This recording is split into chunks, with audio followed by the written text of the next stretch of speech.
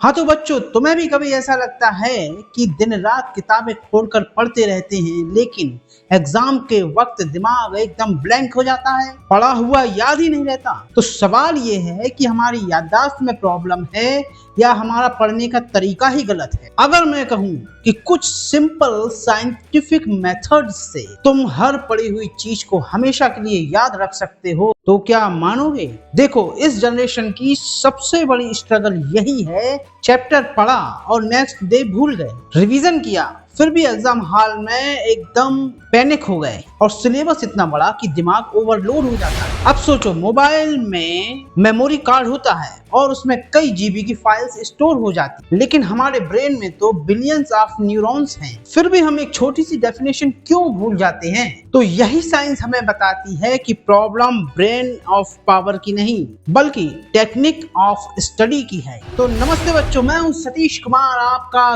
Guide और mentor.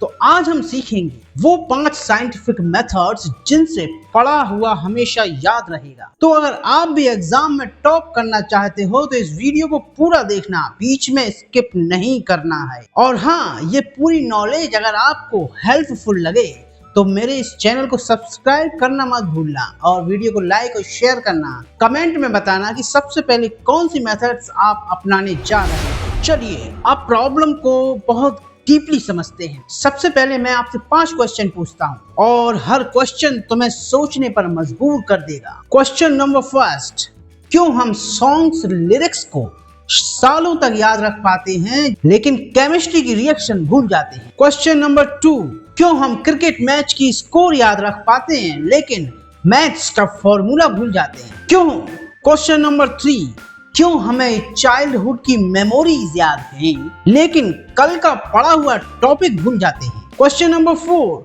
क्यों exam के टाइम हमारा दिमाग एकदम ब्लॉक हो जाता है? क्वेश्चन नंबर 5, क्यों कुछ स्टूडेंट्स बिना ज्यादा पढ़े ही टॉपर्स बन जाते हैं? इन 5 सवालों का आंसर एक ही है, ब्रेन साइंस को समझकर पढ़ने का तरीका बदलना। और अब मैं तुम्हें बताऊंगा वो 5 साइंटिफिक प्रूवन मेथड्स जो तुम्हारे ब्रेन साइंस को समझकर तुम्हारी मेमोरी को सुपर कंप्यूटर बना देंगे। तो हमारी मेथड नंबर 1 है एक्टिव रिकॉर्ड। पढ़ो और खुद को टेस्ट करो। तो बच्चों सोचो, अगर आप क्रिकेट मैच खेल रहे हो और आप सिर्फ मैच देख रहे हो और आपने बैट हाथ में भी नहीं लिया तो क्या आप सच में खेलना सीख पाओगे? नहीं। पढ़ाई का भी यही है, सिर्फ पढ़ते रहने से दिमाग में कुछ भी स्टोर नहीं होता है। अब इसका सॉल्यूशन ये है कि चैप्टर पढ़ो और फिर किताब बंद करके खुद से सवाल पूछो कि अभी मैंने क्या पढ़ा। जैसे ज्योग्राफी में लिखा है, Himalaya is a young fold mountain. आप किताब बंद करो और खुद से ये सवाल पूछो कि हिमालय को आखिर यंग क्यों कहा जाता है। रिसर्च कहती है कि अगर आप पढ़ने के बाद खुद से सवाल पूछते हैं तो आपकी मेमोरी 2 गुना स्ट्रॉन्ग हो जाती है। मतलब पढ़ो कम, टेस्ट ज्यादा दो। तो हमारी मेथड नंबर 2 है स्पेस्ड रिपीटेशन। बार बार लेकिन सही गैप में रिपीटेशन। ज्यादातर बच्चे क्या करते हैं कि एग्जाम के पहले रात में जाग कर पढ़ाई और सुबह उठते ही अगले दिन सब भूल जाना। असल में दिमाग को इंफॉर्मेशन स्टोर करने के लिए समय चाहिए। तो इसका सॉल्यूशन क्या है? डे 1 नया चैप्टर पढ़ो, डे 2 छोटा रिवीजन, डे 4 दूसरा रिवीजन, डे 7 तीसरा रिवीजन और डे 15 चौथा और फाइनल रिवीजन। जैसे तुमने बायोलॉजी में फोटोसिंथेसिस पढ़ा, अब इस टॉपिक को उसी शेड्यूल में रिपीट करो। देखना एग्जाम के दिन बिना दोबारा पढ़े भी तुम्हें ये याद रहेगा।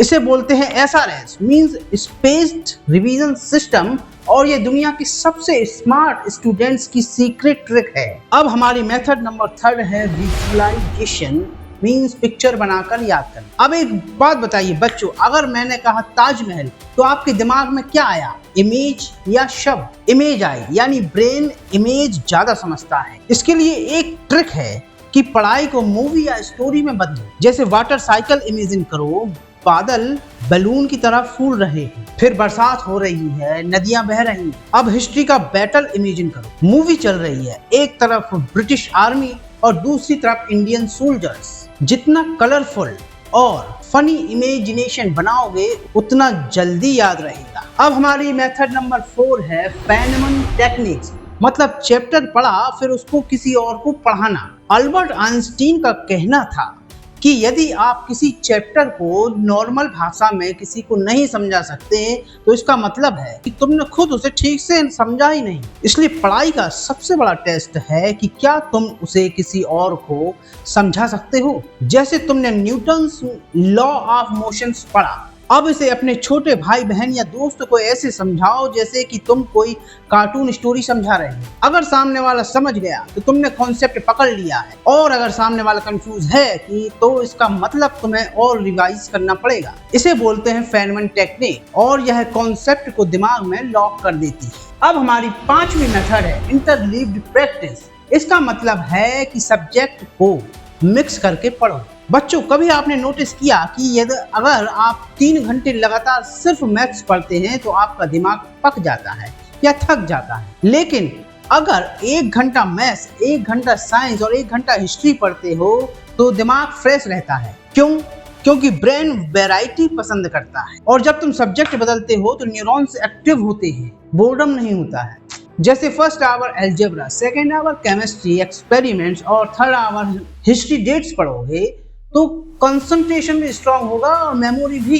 टॉप रैंकर्स हमेशा सब्जेक्ट को मिक्स करके पढ़ते। तो बच्चों, अब जल्दी से हम 5 टिप्स को सिंपल वे में रिवाइज कर लेते हैं। फर्स्ट है एक्टिव रिकॉल, पढ़ो और खुद को टेस्ट करो। सेकेंड, स्पेस्ड रिपीटिशन, सही गैप में बार बार रिवीजन करो। थर्ड है विजुअलाइजेशन, पढ़ाई को पिक्चर और स्टोरी में बदलो। फोर्थ है फेनमैन टेक्निक, कॉन्सेप्ट किसी और को समझाओ। और फिफ्थ है इंटरलीव्ड प्रैक्टिस, सब्जेक्ट मिक्स करके पढ़ो। तो बच्चों, स्टैनफोर्ड यूनिवर्सिटी की रिसर्च बताती है कि स्पेस्ड रिपीटिशन और एक्टिव रिकॉल से हमारी मेमोरी 70% से बढ़कर 95% तक स्ट्रॉन्ग होती है। हमारे डॉक्टर एपीजे अब्दुल कलाम भी कहते थे, learning by doing and explaining is the best way of remember knowledge. मतलब एक्सपर्ट्स भी यही मेथड्स को एंडोर्स करते हैं। तो क्या बच्चों, तुम्हें पता है कि हमारा ब्रेन एक दिन में 70,000 से ज्यादा थॉट्स को प्रोसेस करता है? क्या तुम्हें ये पता है कि हमारी शॉर्ट टर्म मेमोरी सिर्फ 20 सेकंड की होती है?